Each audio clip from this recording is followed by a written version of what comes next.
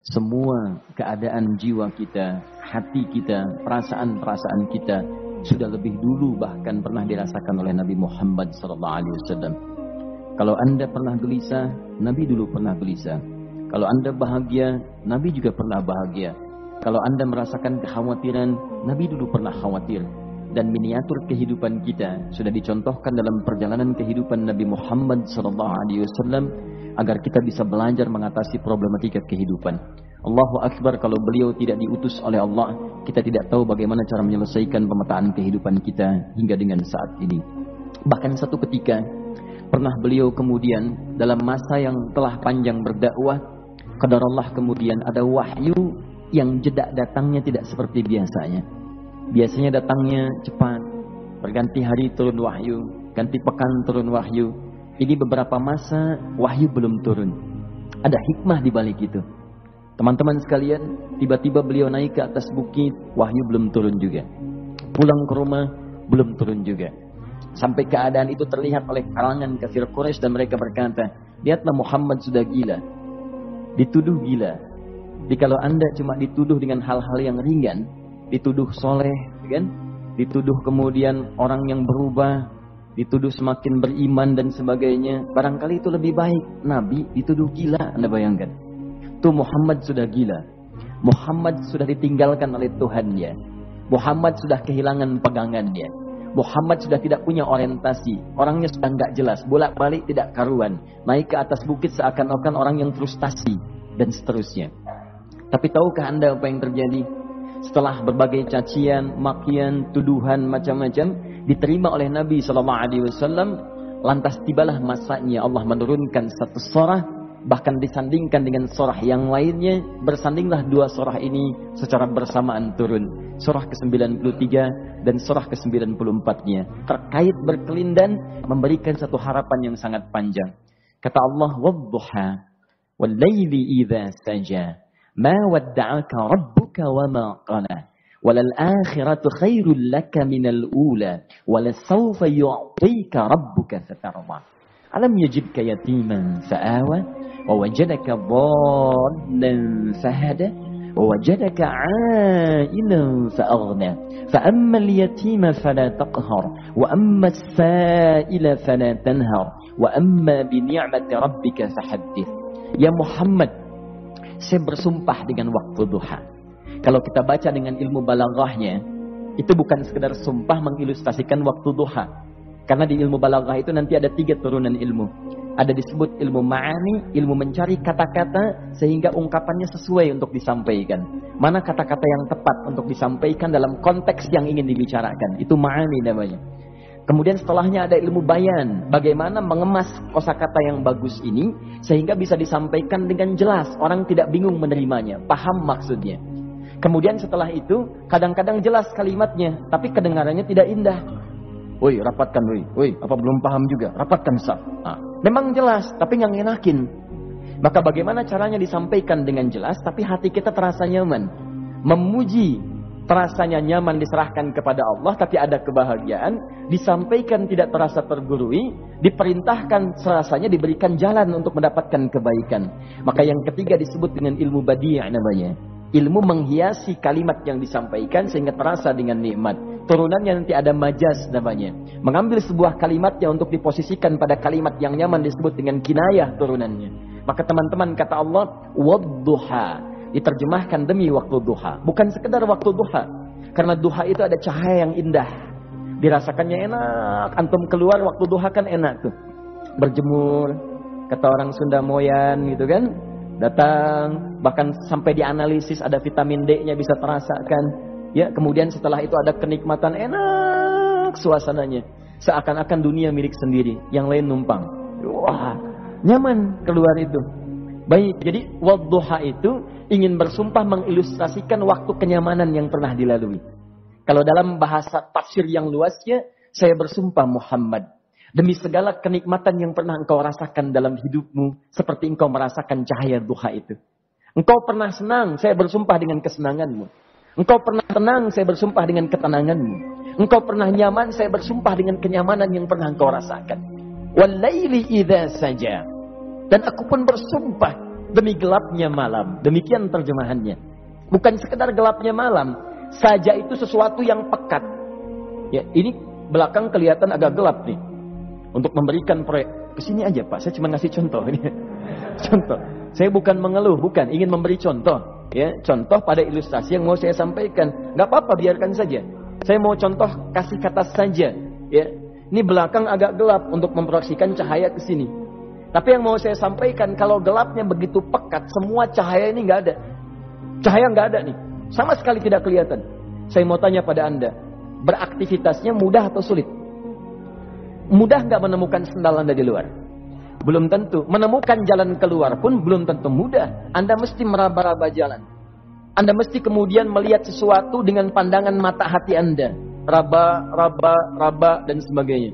Sampai menemukan jalan itu pun belum tentu benar. Itulah yang disebut dengan gelapnya malam saja pekat. Kadang-kadang ada orang yang menghadapi satu kesulitan yang pekat, suasananya siang, cuman karena masalahnya begitu pekat seakan-akan membuat diri dia gelap. Jalan susah, limbung gitu. Kenapa gelap ya? Padahal terang. Karena masalah menggelimuti dirinya seakan-akan dia diselimuti masalah yang gelap. Bimbang dia, makan gak enak, minum gak nyaman, dan seterusnya. Ya, biasanya makan ayam tenang, ini dikasih yang lebih enak juga rasanya pahit. Gak enak zamannya. Maka kalau kita ilustrasikan dalam suasana tadi Muhammad, saya bersumpah, engkau pernah hidup nyaman, ataupun engkau mengalami masalah yang sangat pekat dalam kehidupan. Engkau alami sesuatu yang dahsyat, sampai engkau bingung, bimbang, pekat, mereka menuduhmu dengan macam-macam. Ma wadda'aka rabbuka wa ma qala.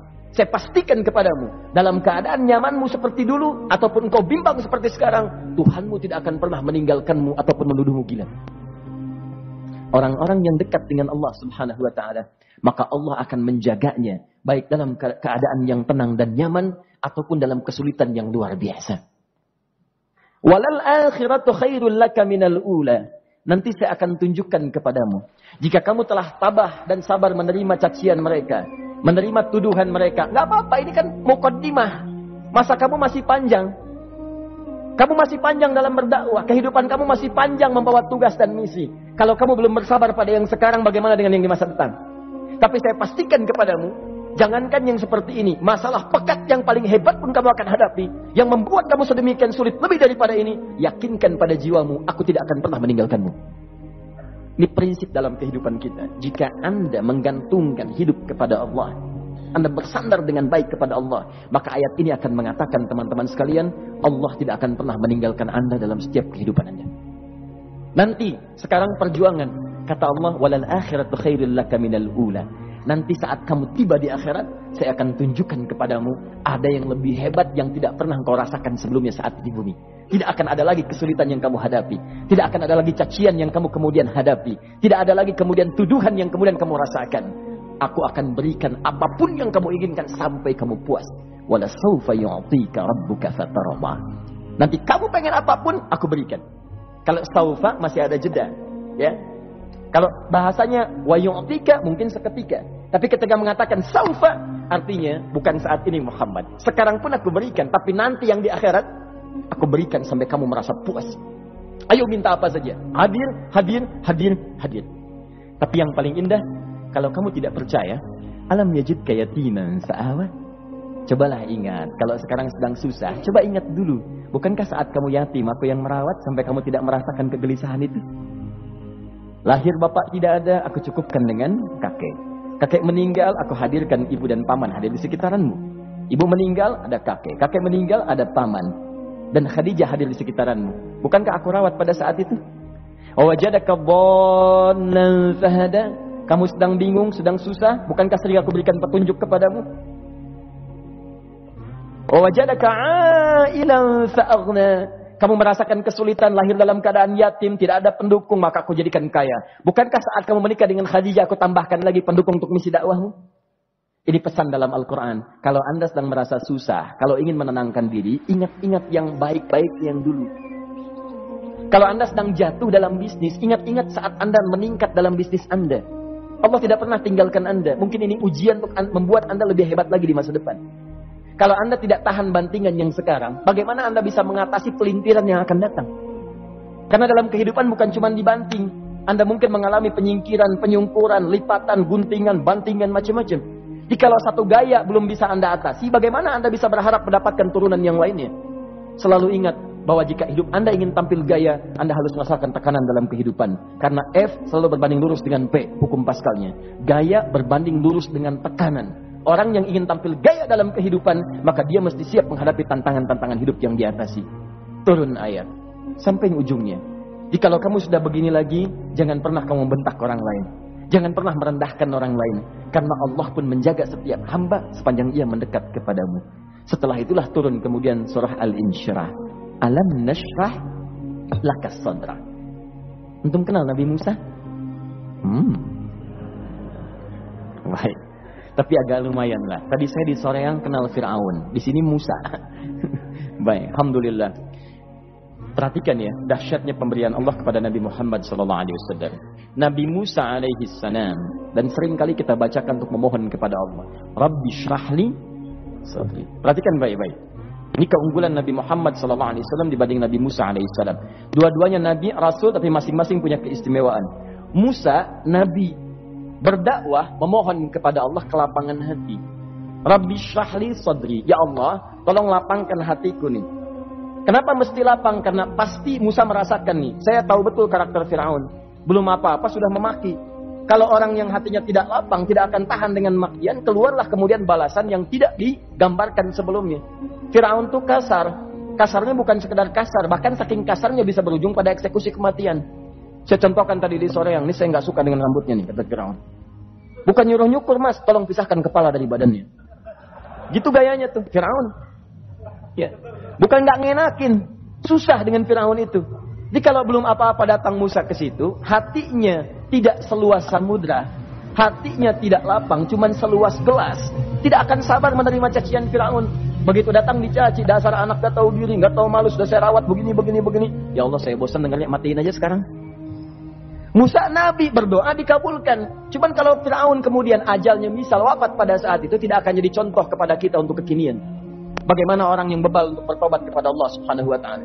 Bagaimana penyimpangan dalam kedudukan. Bagaimana dia kemudian akrab dengan pengusaha yang gelap. Di pengusaha gelap berpartner dengan penguasa zalim. Sudah ada dari dulu. Pengusahanya disebut dengan Qarun. Kemudian mohon maaf, ya, yang pemimpinnya disebut dengan Fir'aun. Tokoh intelektualnya disebut dengan Haman. Makanya cerita ini komplit di Quran. Sudah ada. Di setiap persoalan dalam kehidupan masyarakat disebabkan tiga hal yang berkolaborasi. Kalau bukan penguasa zalim berpartner dengan pengusaha gelap, ditopang oleh intelektual yang sembrono. Itu persoalan. Jadi kalau ada sekarang intelektual menyalahgunakan kepintarannya, dia terlambat, sudah ada Haman dulu.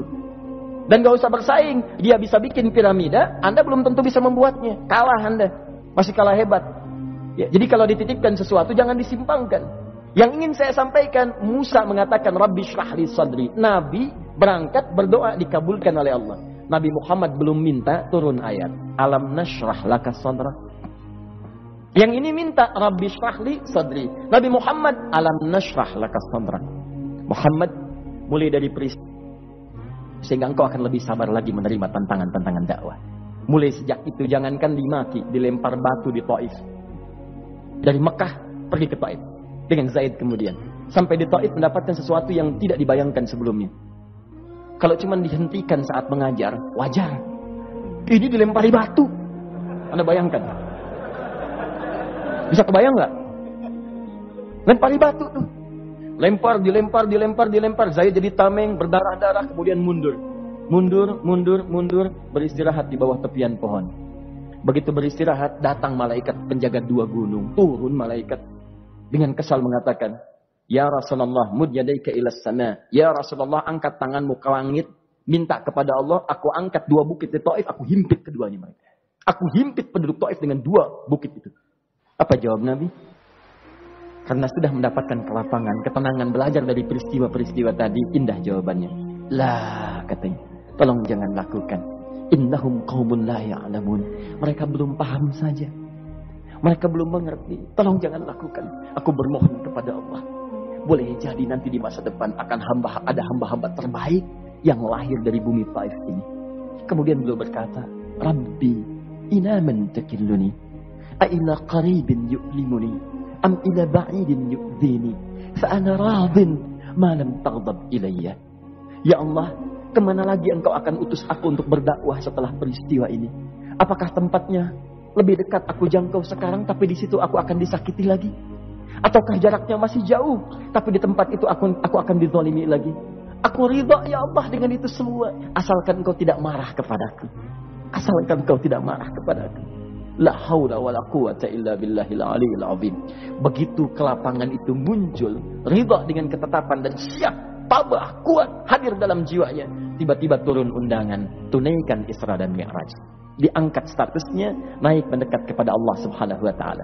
Dihilangkan bebannya, wa wada'na anka wizrak alladzi anqadha dhahrak. Itu hikmah, teman-teman. Barangkali kalau antum saat ini datang ke masjid ini untuk kajian, sedang bawa beban, ada kesulitan, penuh dengan macam-macam, barangkali dibacakan surat Ad-Duha tadi untuk memberikan harapan kepada anda. Ini bukan PHP, karena ini bukan masalah urusan manusia. Ini adalah janji yang tidak akan pernah diingkari. Innallaha la yukhliful mi'ad. Kata Allah, anda punya masalah, ingat suasana tenang pada masa lalu. Bukankah saya memberikan ketenangan kepadamu? Mendekat kepada saya, anda bersabar, yakinkan bahwa ujian yang saya berikan saat ini sesungguhnya untuk membuat kamu lebih hebat di masa depan. Karena orang hebat tidak akan pernah sepi dari ujian untuk membuat dia lebih kuat menghadapi tantangan dalam kehidupan.